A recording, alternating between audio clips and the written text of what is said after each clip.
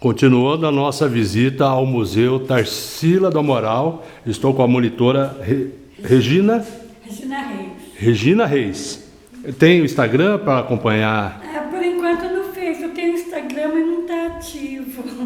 Ok. Tem o Face. Tem o Instagram da Fazenda São Bernardo, né? E tem na internet um grupo Amigos da Fazenda São Bernardo, né? Ok. Então aqui na casa, o que nós temos de original? A casa e a história de vida de Tarsila. Entendi. Nós não temos nenhum fio de pincel original de Tarsila aqui na casa. Entendi, ok. Né? Aqui são réplicas de obras e as nossas palestras é em cima da pesquisa, de estudos. Desde o ano 2000, que eu fui convidada em uma administração para fazer parte da cultura na cidade, para reativar uma biblioteca pública que iniciou nossos estudos sobre Tarsila do Amaral e na convivência com alguns parentes, sobrinhos de Tarsila, né? Alguns faleceram nesse período, mas ainda tem algumas pessoas da região e muitos conhecimentos nos chegaram através deles, através de livros de algumas escritoras que pesquisaram diretamente na fonte, ouvindo Tarsila. Então, tem muitos fiéis na história de Tarsila, né? E ela viveu aqui, suponhamos que até 8, 9 anos, não tem um registro de além disso. Ok. Porque chegavam aqui na fazenda muitos imigrantes, eram fazendo cultivo de café. Então vinho da Itália? Vinho da Itália, da Espanha. Da Espanha, né? E chegou a ter uma família belga, que tinha uma moça belga muito culta, que falava fluentemente francês, e o Dr. Juca contrata ela para trabalhar na casa, alfabetizar os filhos. Mas tem uma entrevista de Tarsila que ela falava que ela fugia da moça, porque ela queria correr pela fazenda, subir nas árvores, não estava querendo nada com aprendizados, né? E o pai queria justamente isso, porque já na casa eles tinham muitos costumes europeus, e que vinham produtos, brinquedos, bebidas, perfumes, né, da culinária, muitos produtos. A Dona Lídia era uma senhora muito fina também. Dona Lídia era a mãe de Tarsila, né? E Tarsila aprendeu, por exemplo, a tocar piano de ouvido com a mãe. Então né? ela é autodidata. Autodidata. Com a mãe, né? E aqui, então, nessa casa, eles viveram a primeira infância. Depois foram estudar nos colégios particulares de São Paulo, que Dr. Juca, como era conhecido, o pai de Tarsila, tinha propriedades, e ele era de formação advogado, diz que muito conceituado no estado de São Paulo. E a família decide fazer uma viagem turística para a Europa e resolve deixar a filha mais velha das meninas, a Cecília, que está a foto ali junto com ela, e Tarsila num colégio interno na Espanha. Na Espanha. Né? Mas a correspondência era mantida com a família. A Dona Lídia era uma senhora muito religiosa, segundo a família, ela mandava também imagens nos santinhos, né, conhecidos como santinhos, para a filha, como ela estava dentro de um colégio de freira com grande acervo de fotos, de imagens, né? Quando Tarsila faz, então, o retrato, como retrato, que ela era desenhista, uma imagem do Sagrado Coração de Jesus. Sagrado Coração de Jesus. Esse é o Sagrado Coração de Jesus Sul, que encanta as freiras do colégio e vê nela a possibilidade de uma grande artista, incentiva ela. Lá na Espanha. Lá na Espanha. Isso. Algumas pessoas confundem, pensam que foi esse, talvez porque ele tem um traço mais simples. Entendi. Imagina que foi esse que ela pintou na adolescência. O primeiro. Mas o primeiro foi esse. O quadro original não é assim muito maior do que isso, é uma bela imagem. Então é uma réplica semelhante ao quadro original. Nós temos réplicas de todo o material, claro. são fotos, impressões, né? Aqui esse quadro ela pintou depois. Sim, após. Foi muito tempo depois. Aí depois, né, que conclui esse período delas na Espanha, retorna ao Brasil e logo em seguida é celebrado nessa casa a cerimônia de casamento de Tarsila. Ela Nessa aqui, casa, ela volta então a morar nessa casa adulta, E o casamento, o noivo era um primo de segundo grau da mãe dela, filho de fazendeiro aqui da região também, segundo consta de formação em medicina. Os fazendeiros mandavam os filhos para as escolas, né? As famosas faculdades de São Paulo, né? E muitos regressavam trabalhar na cidade ou atuar na área que estava. E ele administrou a fazenda um tempo, vivendo aqui com a Tarsila, a filha dela, chamada Dulce, Maria Dulce de registro, mas a gente popularmente é divulgado como Dulce. Ela está viva até hoje? Não, ela faleceu antes do que a mãe. Faleceu antes do que a mãe? O nome Dulce foi em homenagem a uma das irmãs do Tarsila, que tinha esse nome, faleceu criança, está sepultada no cemitério de Capivari. E pelo carinho, né, que ela tinha pela irmã, ela colocou o nome na filha. A Dulce nasceu nessa casa. Foi então, quando ocorreu a separação do casamento, já de Tarsila com o André. Parece que está no histórico ali embaixo, né, que eu li. A menina a Tarsila volta a estudar artes em São Paulo, com grandes mestres, inclusive estuda escultura também, mas ela já sabia que era em Paris, que era na Europa, na França, que ela teria maiores mestres. E era uma família abastada, tinha como mantê-la fora do país, então ela vai estudar na Europa, né?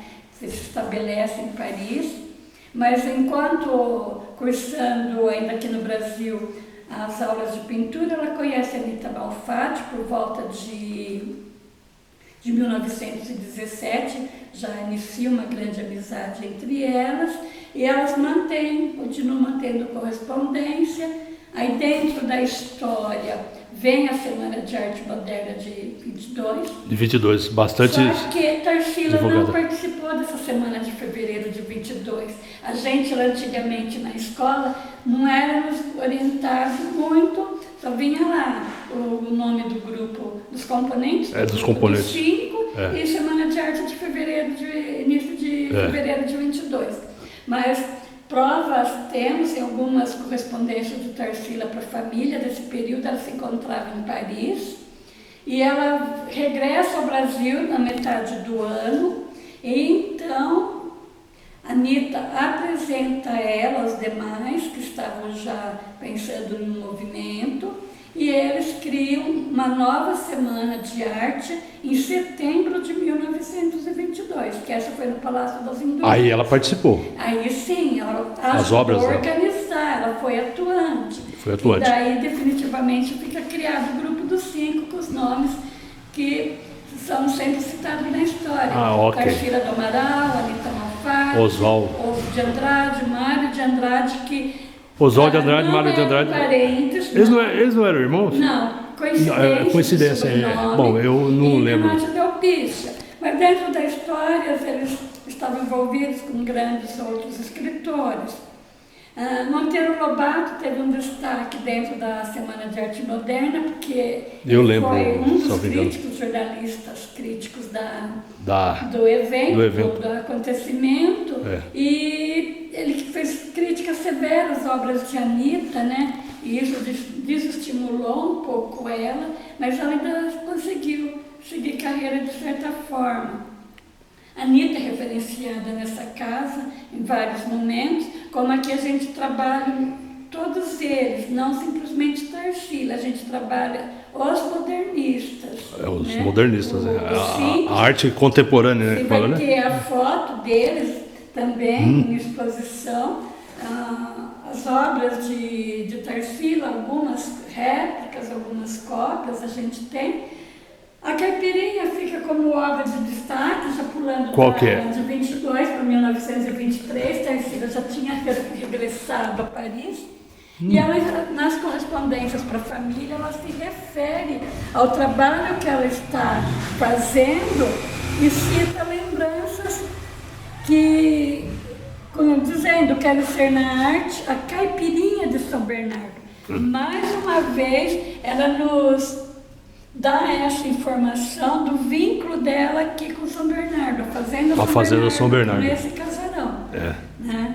Então, Aqui conta a história. Aqui tem. a parte da carta, né? É a letra antiga, né, daquela época, né? Sim. Sem óculos não consigo enxergar direito. Mas o importante é saber sobre a história, né? Mas E ela deixar mantinha registrado. correspondência com os amigos e com a família com muita frequência. Né? Que naquele tempo a forma de correspondência seria através das cartas. Né?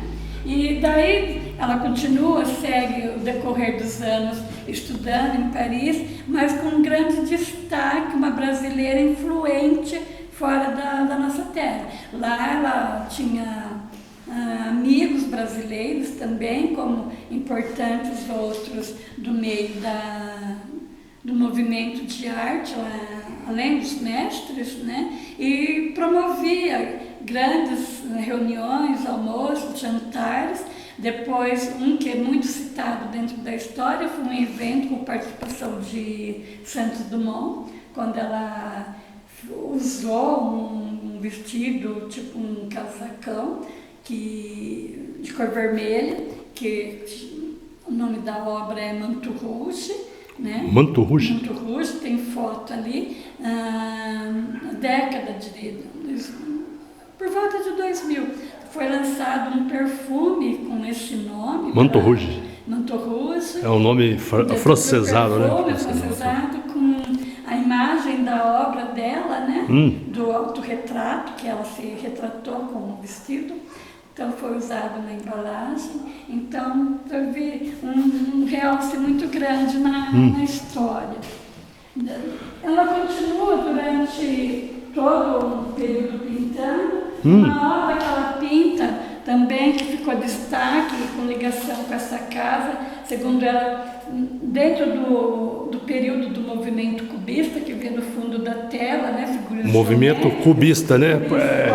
Algumas outras. Vamos... E a negra pintada em referência às lembranças das amas que trabalhavam na casa. Aqui seria a lembrança de uma... Das negras, né? Que as serviçais, na época, as prestadoras de serviço doméstico, eram as negras, que normalmente, às vezes, chegavam até a amamentar as crianças. Mãe de leite, né? Mãe de leite, né? Aqui... Ela faz essa homenagem nessa obra. Essa aqui também é do movimento cubista ou não? Essa já vem no outro período da fase social. Ela pinta essa obra muito mais adiante, depois de 1930, que em 28 ela pintou a Bapuru. A Bapuru é uma das obras mais famosas de renome, né? Conhecida internacionalmente também, né? Em exposições. Ele está no museu na América Latina, foi comprado por José Constantini, um leilão no Brasil, se não me engano, em 1995, por alto valor, que tem até o tapete aqui também. Não foi interesse do governo, que era um alto investimento, né, para manter o Museu do Brasil. Aí a sede dele então, é no museu, no Malba, o Constantino é um colecionador de obras de artistas latino-americanos. Qual o nome do museu? Malba. Aonde fica? Na Argentina. Na Argentina, né? Então, o Abapuru foi assim, muito marcante na história, porque ela pinta ele, que ela casou com os Ossos de Andrade em 1926. Ela conheceu ele em 22, casaram em 26. Após a anulação do primeiro casamento dela, né? Que teve do Papa, né? A anulação, que foi um casamento religioso. E depois o Ossos ela casa em 1926, tanto é que ela é sepultada como viúva de José Osvaldo de Souza Andrade, que ele, o nome artístico dele era o Ossos de Andrade.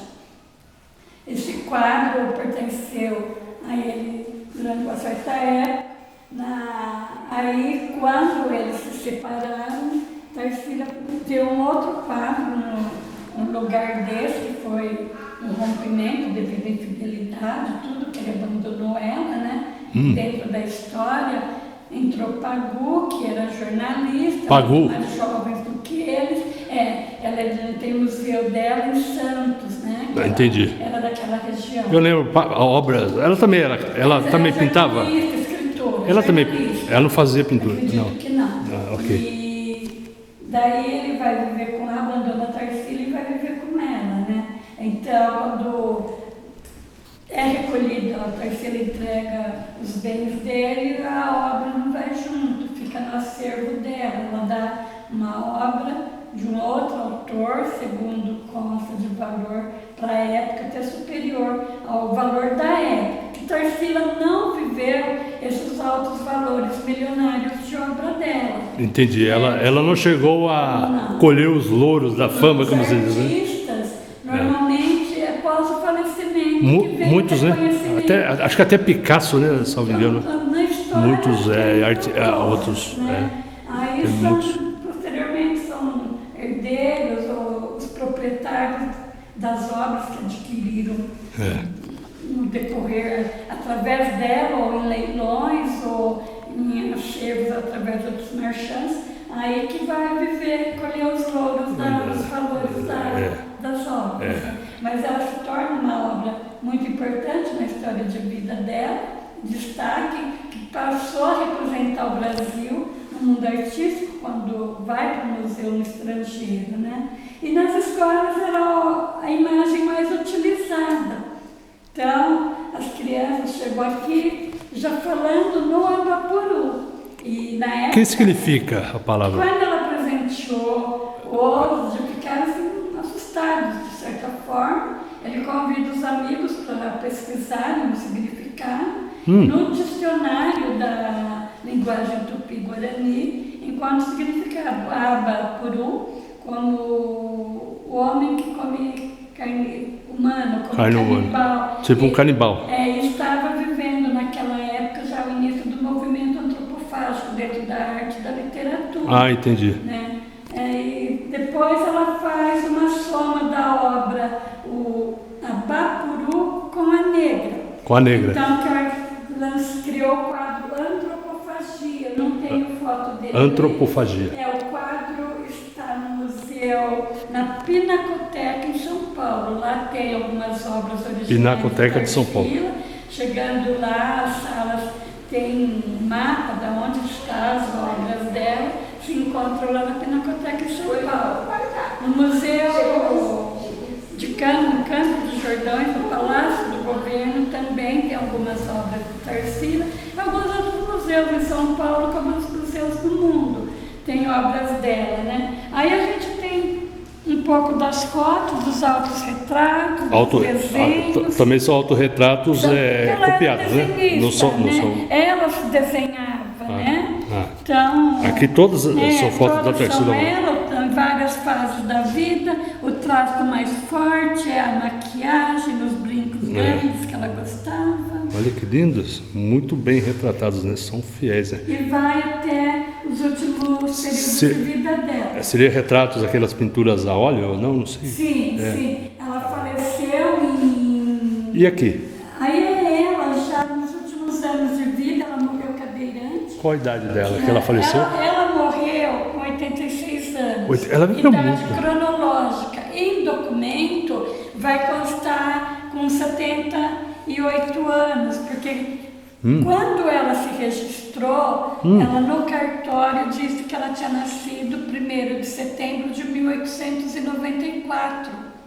Mas a gente teve acesso à certidão de batismo dela como nascida em 1º de setembro de 1886. 86. Então tem essa diferença de 8 anos que é mostrada no batistério, a idade de 86, e na certidão de óbito, a de 1894, como viúva do segundo 1894. E faleceu no ano de 1973. 1973. Um ano depois, após o meu nascimento. Eu nasci em 72. 1º de janeiro 72. fez 52 anos do falecimento Olha da só. Tarsila.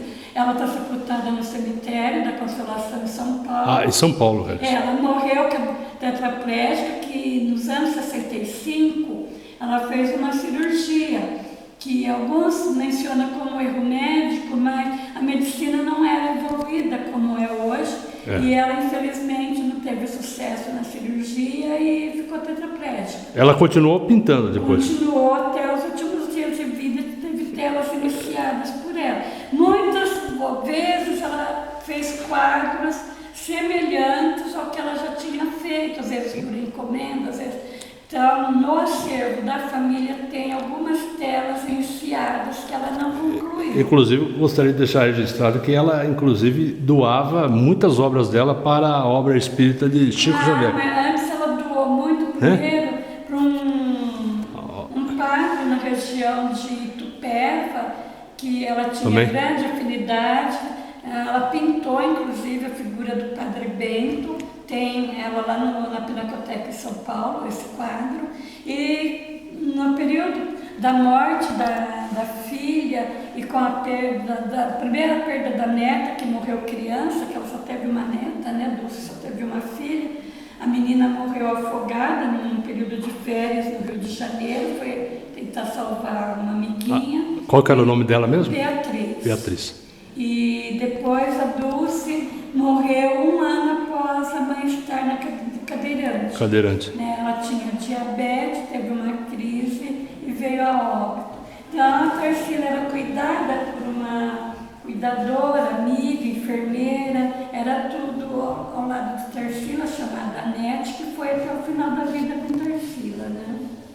Muito interessante a história de vida dela e está registrada aqui e com certeza muitas pessoas vão atentar para essa história de Tarsila através do seu várias viagens. depoimento. Depois dos anos 30, ela esteve na Rússia, em Moscou, onde ela ficou entusiasmada que era uma cultura totalmente diferente da nossa, que a gente veio numa cultura que a mulher não tinha voz, a mulher não votava, a mulher não trabalhava, e Tarsila chega lá Sempre foi um ativista por parte das mulheres, né, também, da liberdade de expressão, né, das mulheres. Ela já encontra que a mulher tinha direitos, que as crianças tinham creche para as mulheres trabalharem na indústria.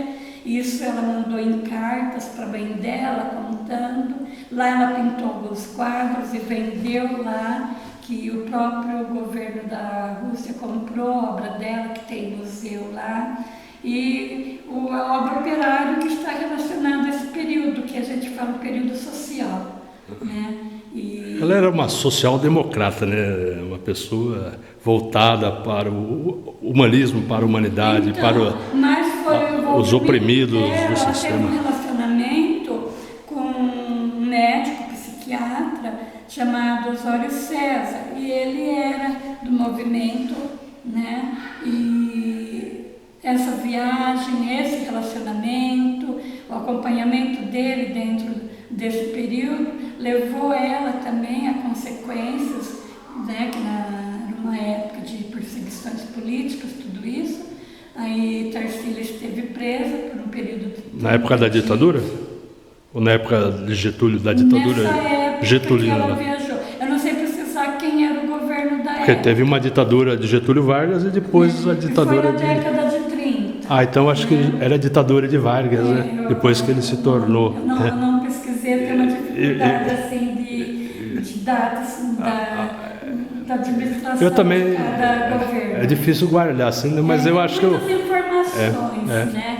A idade vai chegando também. mas muitas informações na mente da gente. Mas você deu uma aula de história aqui para mim.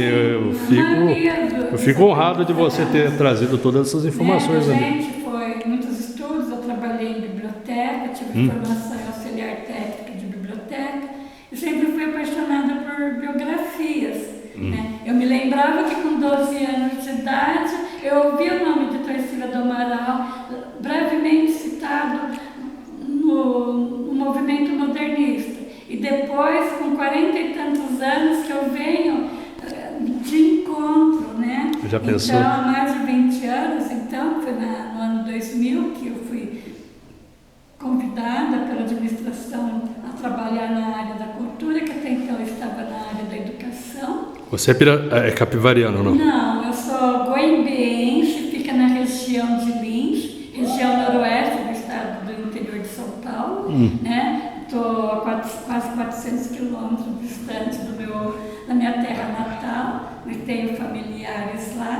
vim para cá convidada a trabalhar na área de saúde, porque iniciei minha carreira profissional na área de saúde.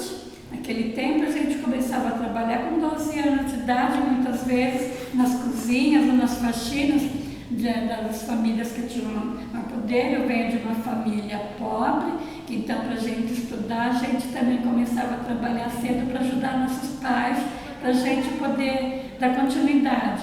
Alguns irmãos seguiram, eu optei na época pela área de saúde, porque eu trabalhava em um movimento social da Igreja Católica, que também o padre foi taxado de comunista porque fazia trabalho social. Da mesma forma que o Júlio Lancelotti nos dias atuais. O meu pagamento vinha de uma ONG da Alemanha, né, da Igreja Católica da Alemanha, de um grupo chamado Miser. Então foi uma escola, a vida aí da área de saúde. Eu vim para cá em 81 trabalhar na área de saúde, na usina, proprietário na época dessa Qual usina? casa. Qual o nome da usina? Hoje é Cosan. A usina faz parte da Cosan. Mas antigamente foi de franceses, teve o nome de União São Paulo, um outro grupo de acionistas. Quando eu cheguei aqui no ano de 81, era União São Paulo, com outros acionistas. E depois foi se vendendo, passando por outras mãos, que chegou a mão da Cosan, que administra a parte de, se não me engano, a parte de indústria, produção do álcool e açúcar. Sucro-alcooleiro, né? E a Raizen, a área de produção agrícola. Então, o que tem de vínculo, vou falar, a vida de Tarsila e a usina, é porque aqui foi um dos primeiros engenhos de cana-de-açúcar que Dom Pedro autorizou na região.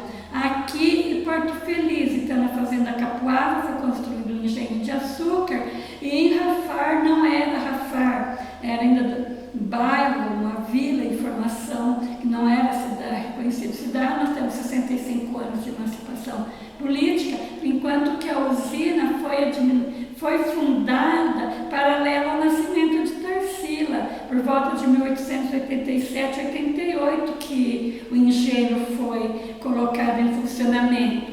Por isso, da vinda de muitos imigrantes para a nossa região, tanto para administrar construção, engenheiros franceses. Então a gente recebeu muitas famílias.